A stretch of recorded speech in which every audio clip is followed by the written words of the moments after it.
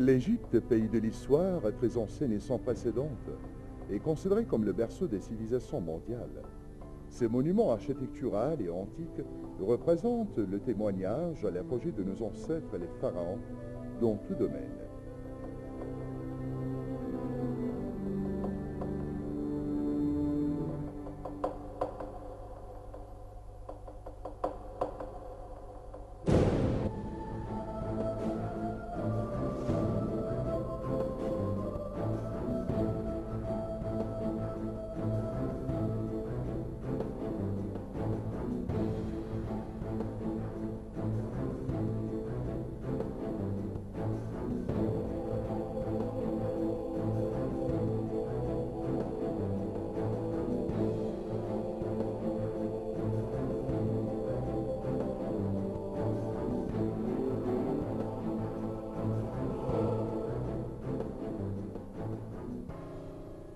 Les grands archéologues au monde étaient donc avant les Égyptiens, les prédécesseurs à déchiffrer et découvrir ces trésors antiques et ces grands secrets.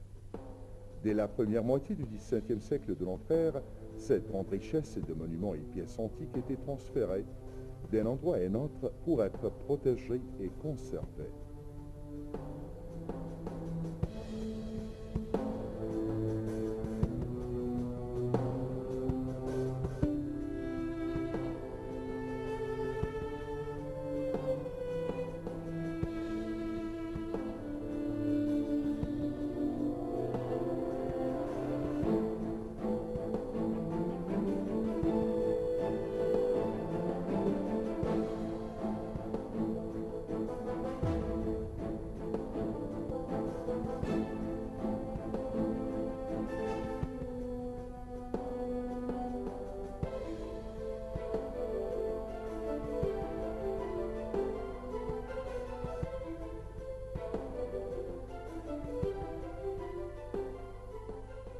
En 1902, l'architecte français Marcel Dourgon a conçu le musée égyptien au Caire pour conserver la plus grande richesse et le plus grand nombre des monuments antiques au monde. Ce musée abrite donc plus de 160 000 pièces qui remontent à plus de 3000 ans avant Jésus-Christ, jusqu'à la période gréco-romaine. Au musée, conçu du rez-de-chaussée le premier étage, les objets antiques et incomparables sont exposés et repartis dès l'entrée, selon un ordre chronologique de l'histoire.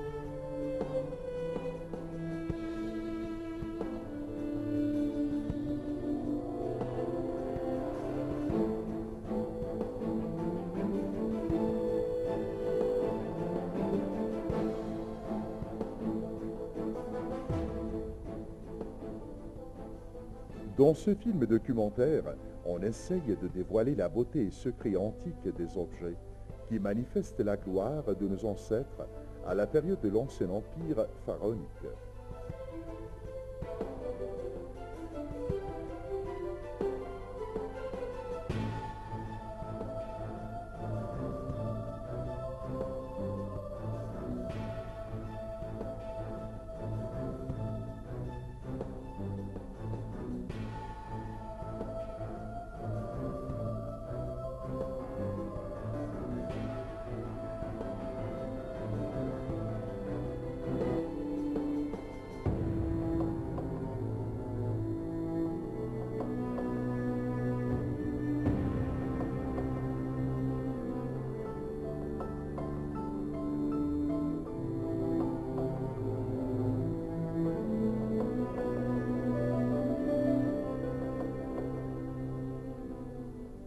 commence donc notre visite par la palette de Narmar.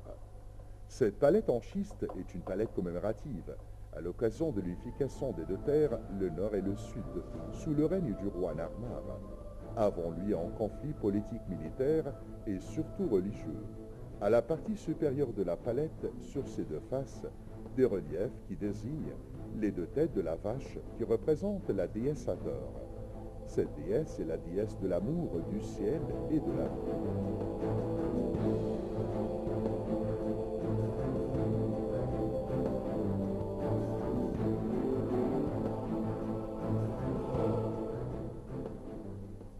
Sur la première face de la palette, une procession triomphale, pendant laquelle Narmar, coiffé de la couronne rouge de la Basse-Égypte, suivi de 100 porte-sandales et escorté d'un prêtre et de porte-enseignes, se rend au temple d'Horus. Les ennemis, ligotés et décapités, repartis en deux rangs.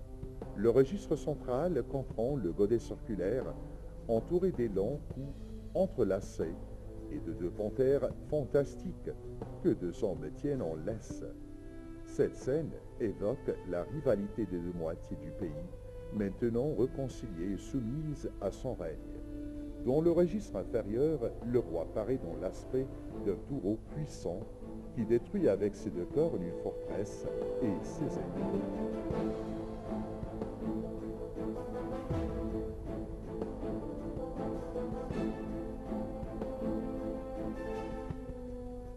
Sur l'autre face de la palette, à la partie supérieure, les deux cornes de la vache Hathor protègent le nom royal.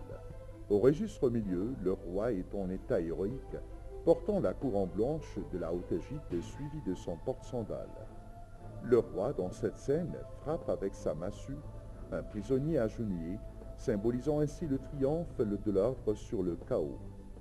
Devant le roi, le faucon russe, Dieu symbolisant la force et la puissance du roi, et il surmonte un groupe composé d'une tête de prisonnier et de papyrus, évoquant ainsi la soumission du delta au nord.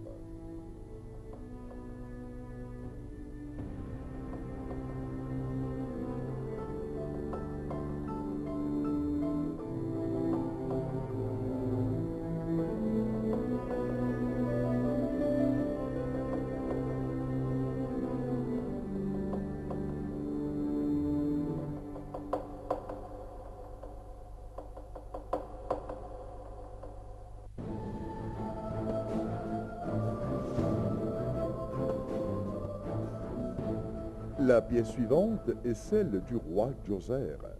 Statue en calcaire peint, date de la troisième dynastie Ancien Empire, est considérée comme la plus ancienne sculpture de grandeur naturelle. La statue représente le roi Djoser, assis dans une attitude archaïque, le corps enveloppé dans le manteau de jubilé. Le roi porte une ample perruque striée en noir et une fausse barbe cérémoniale attachée.